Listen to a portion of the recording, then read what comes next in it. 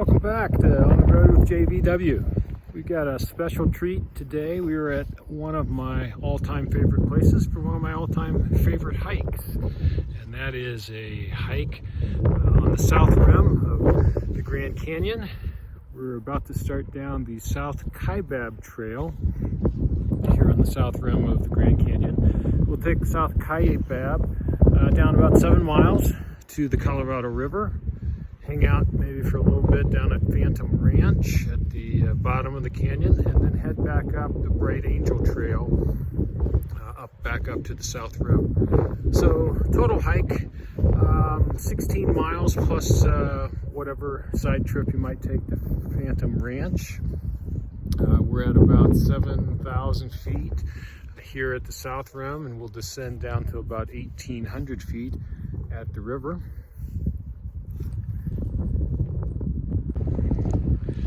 As you can see, conditions here up on South Kaibab, quite a bit of snow-covered trail to start with, and some ice.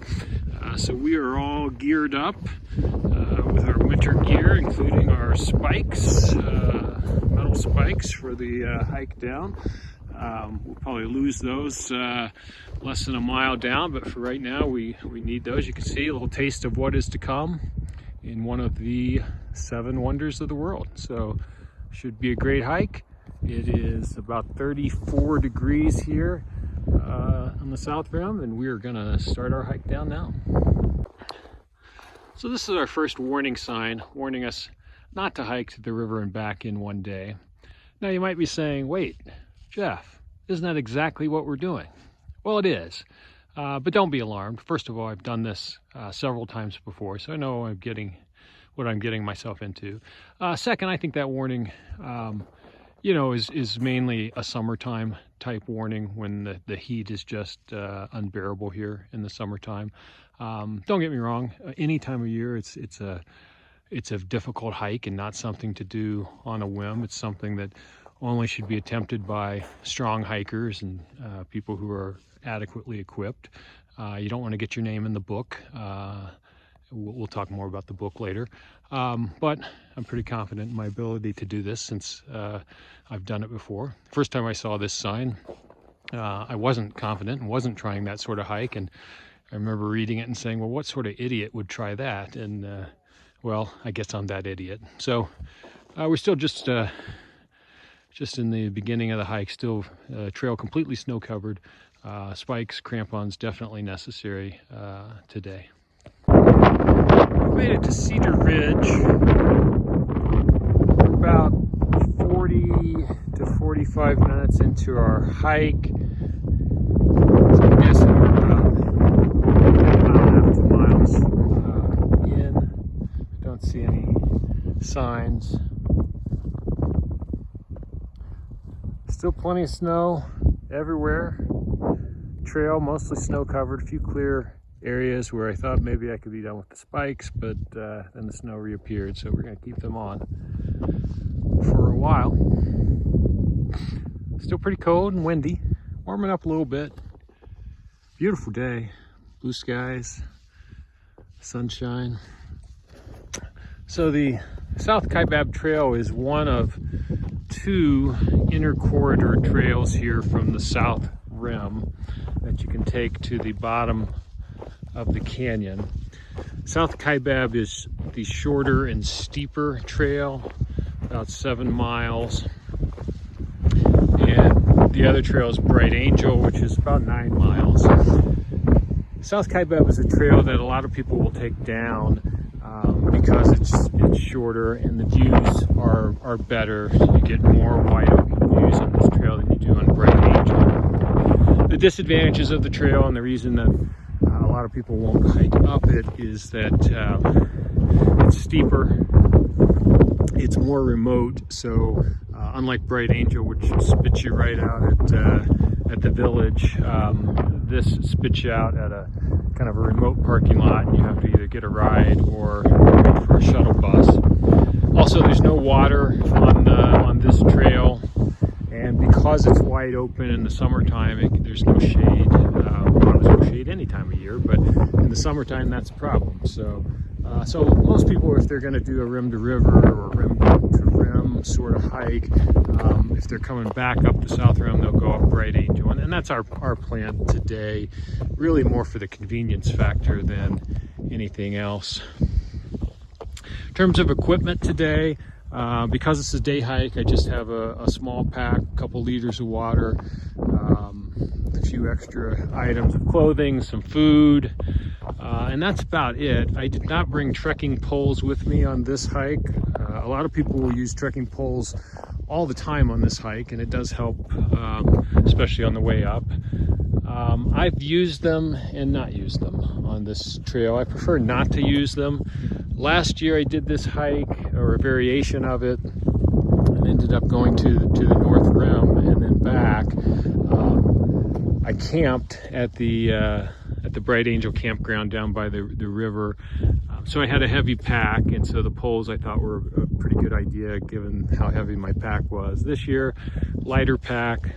The only reason I think that, maybe I might have reconsidered the poles this year is just because of how much snow there is. And I'm not sure what Bright Angel is going to look like. If it looks anything like South Kaibab, then poles for sort of traction on the way up might be a good idea. But we don't have them, so we'll just make the most of it.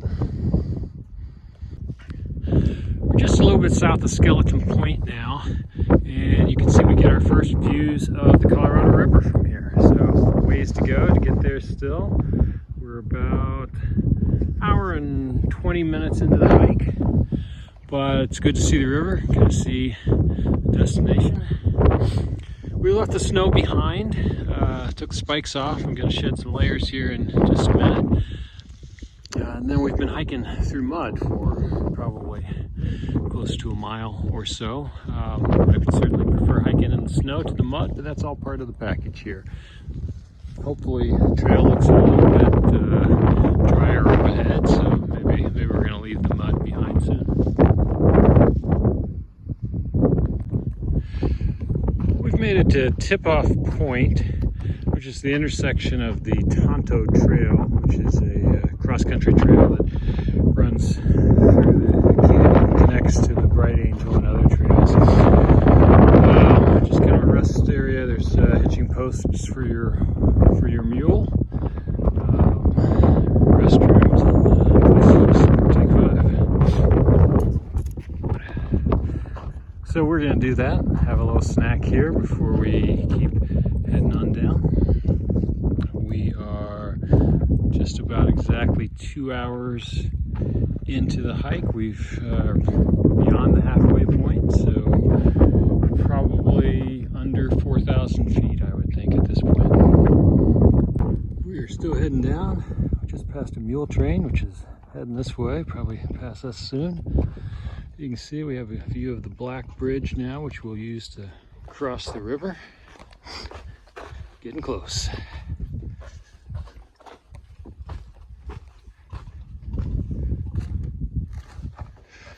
Mules seem to have it figured out.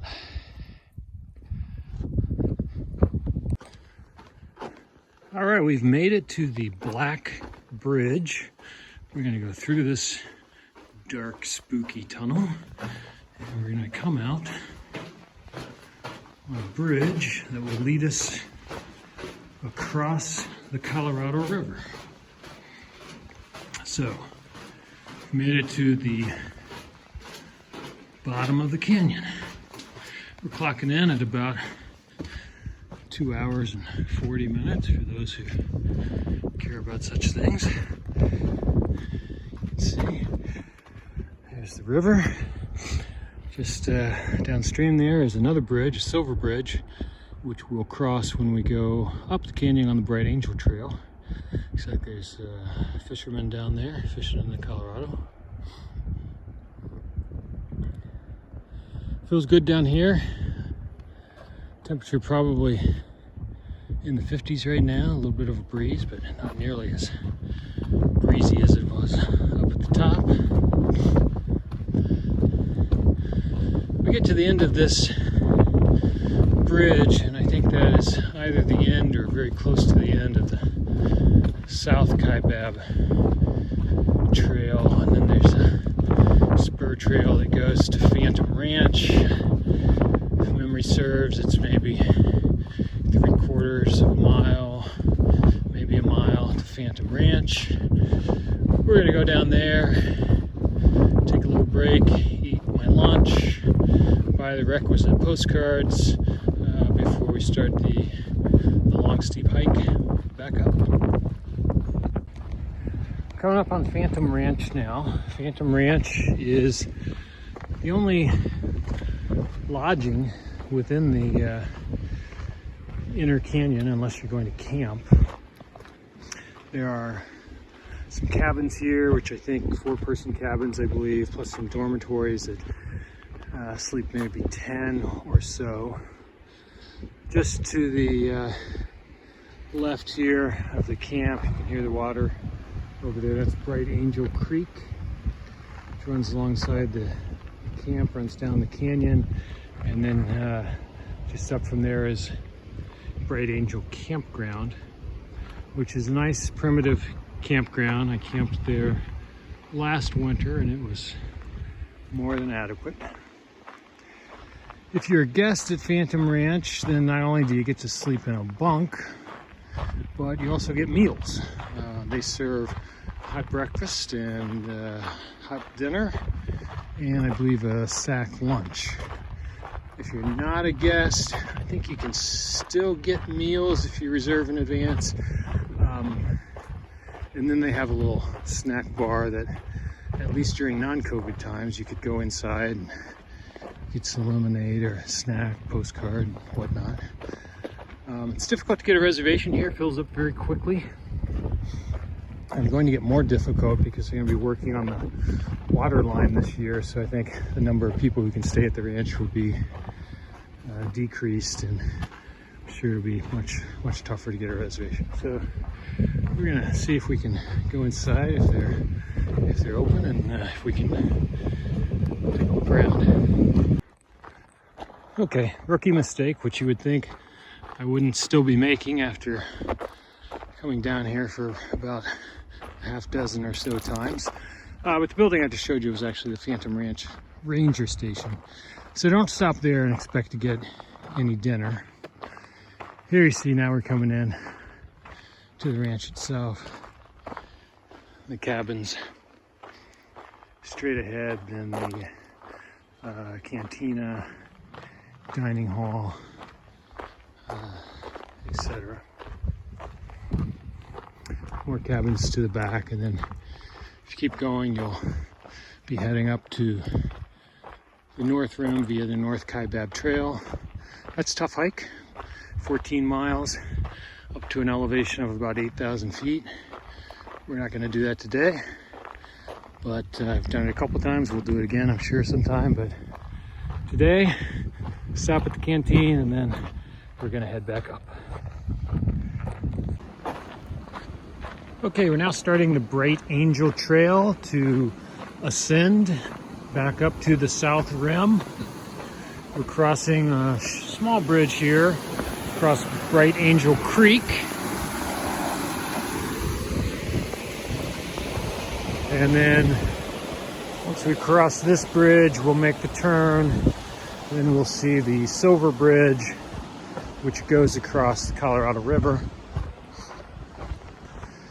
So we did stop at Phantom Ranch.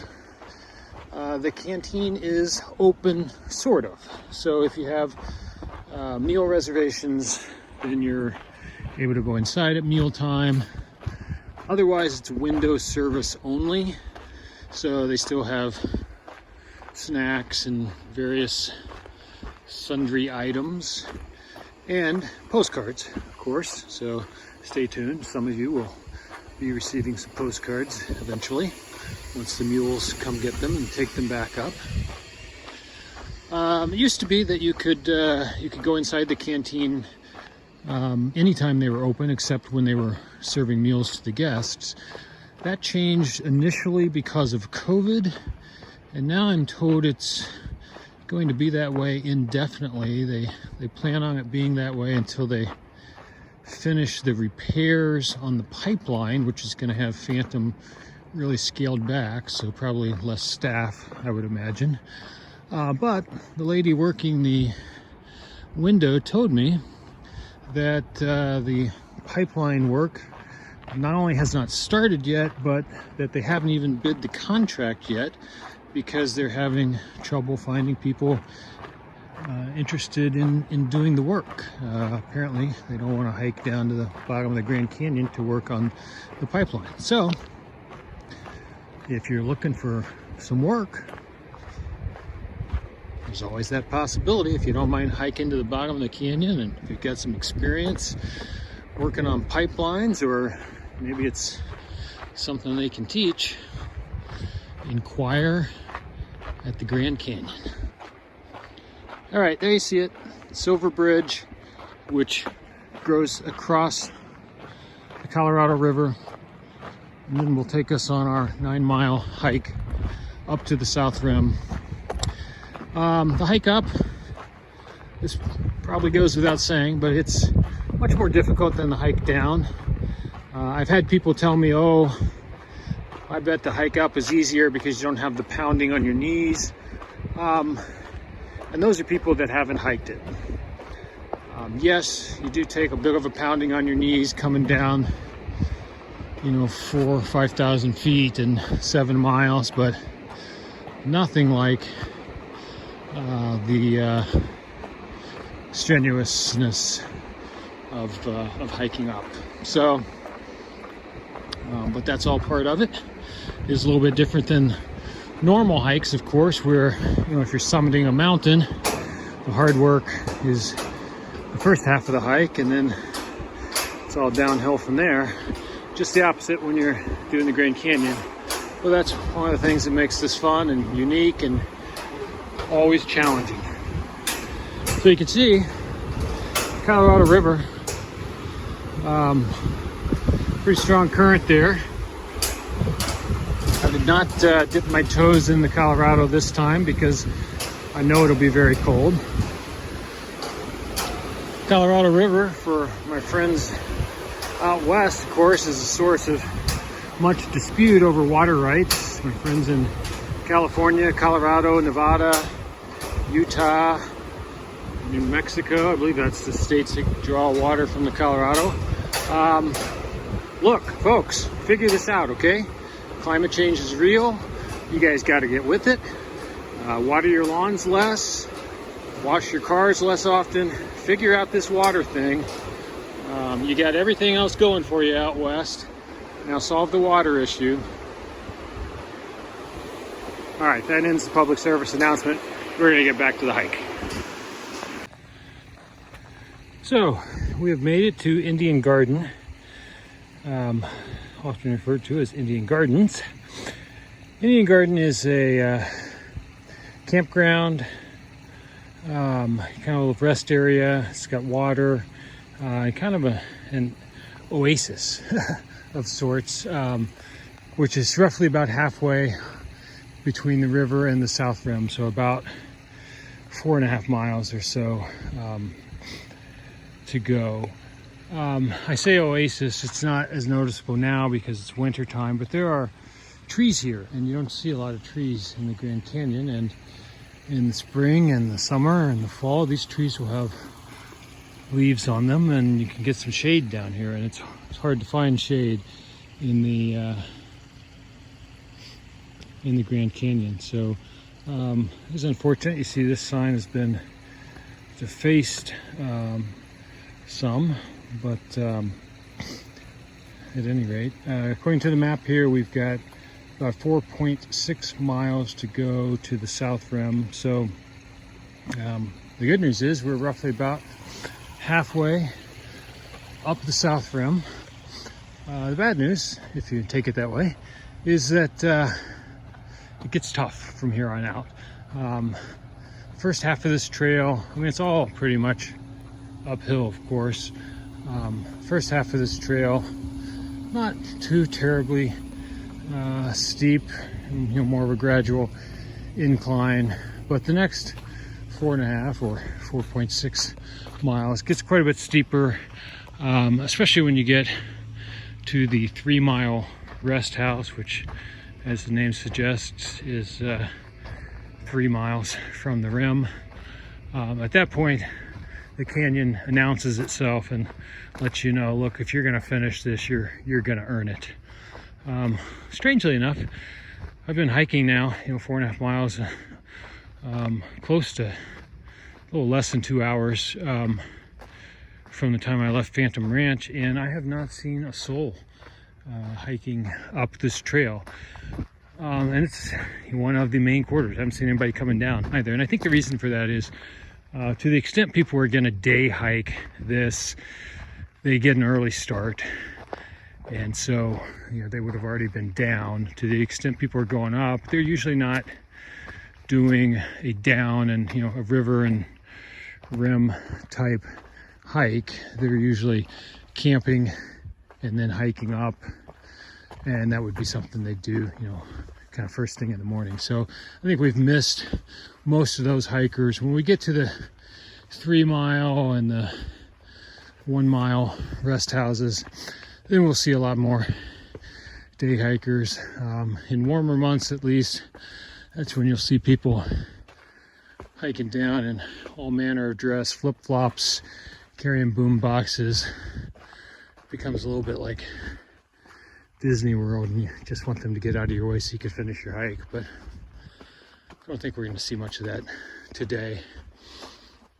One thing that's a little disconcerting about this hike is, when you're down at the river and you see these just mammoth-looking cliffs in front of you, and you're hiking up there, and they seem like they're roughly 1,000,000 feet high, give or take a few feet.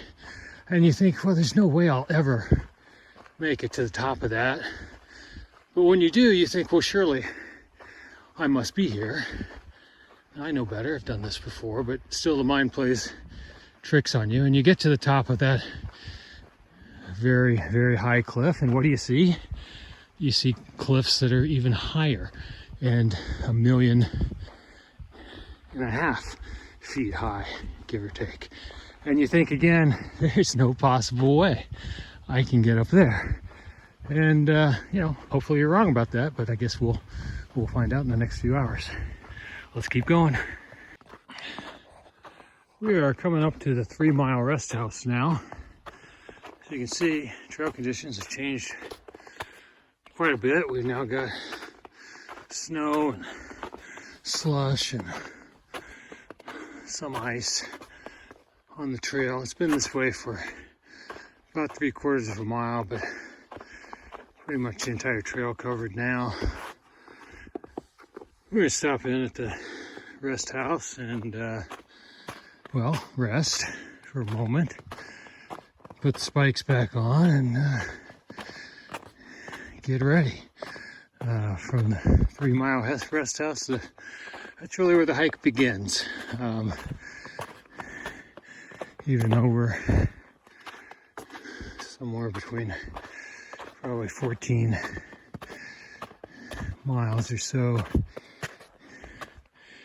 in today, maybe 15 with a detour to Phantom Ranch. It gets really steep now, so we'll go in here, get ready to go, and see you at the 1 mile rest house. All right, we're just leaving the 1.5 mile rest house, which I believe I may have optimistically called the 1 mile rest house. Close. So, as the name suggests, 1.5 miles to go.